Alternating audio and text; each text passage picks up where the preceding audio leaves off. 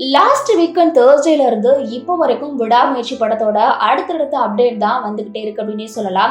இது மட்டும் இல்லாம போன வீக்கெண்ட் விடாமுயற்சி படத்தோட டீசர் வெளியாகி அஜித் ரசிகர்களுக்கு ஒட்டுமொத்த சர்ப்ரைஸையுமே அள்ளி கொடுத்துச்சு அப்படின்னே சொல்லலாம். அதனையுமே தொடர்ந்து விடாமுயற்சி படம் வரக்கூடிய பொங்கல் அப்போ ரிலீஸ் ஆக இருக்கு. இந்த படத்தோட கதை உங்களுக்கு முன்கூட்டியே தெரிஞ்சிருக்கும். என்ன அப்படின்னா, இந்த படம் வந்து பிரேக் டவுன் அப்படின்ற ஒரு ஹாலிவுட் மூவியை பேஸ் பண்ணி தான் இந்த ஸ்டோரி எடுக்கப்பட்டிருக்கு. அதாவது இந்த படம் விடாமுயற்சி எடுக்கப்பட்டிருக்கு அப்படின்ற விஷயம் இந்த படத்தை வந்து லைக்கா தான் வந்துட்டு ப்ரொடக்ஷன் பண்ணியிருக்காங்க.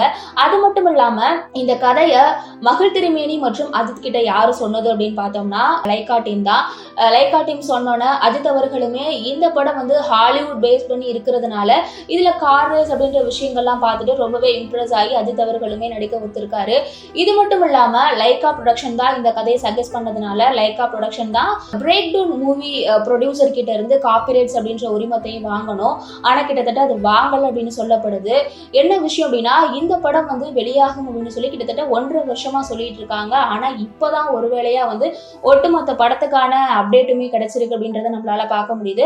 அது மட்டும் இல்லாம விடாமுயற்சி படத்துல ஒரே ஒரு பாட்டு மட்டும் தான் பெண்டிங் இருக்கு. அது தவிர முழு கதையுமே ரெடியாகி ரிலீஸ் ஆக போகுது அப்படின்ற விஷயமும் நம்மளுக்கு தெரிஞ்சிருச்சு.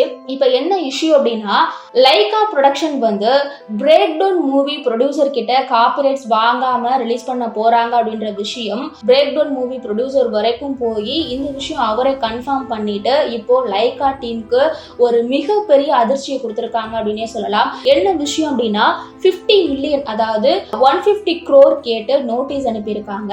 இது விடாமுயற்சி டீமுக்கே ஒரு மிகப்பெரிய அதிர்ச்சியை கொடுத்திருக்கு அப்படின்னு நம்ம சொல்லலாம். அது மட்டும் இல்லாம விடாமுயற்சியோட டீசர் வெளியாகி கிட்டத்தட்ட 10 மில்லியன் வியூஸ் வரைக்கும் போயிருக்கு. இந்த படத்துல டீசர் மட்டும்தான், ட்ரைலர் இல்லை அப்படின்னு சொல்லப்படுது. ஸோ இந்த விஷயம் விடாமுயற்சி டீமுக்கே மிகப்பெரிய நெருக்கடியை கொடுத்துருக்கு அப்படின்னே சொல்லலாம். மேலும் இந்த படத்தோட அடுத்த கட்ட நகர்வு என்ன அப்படின்றத பொறுத்திருந்து பார்க்கலாம்.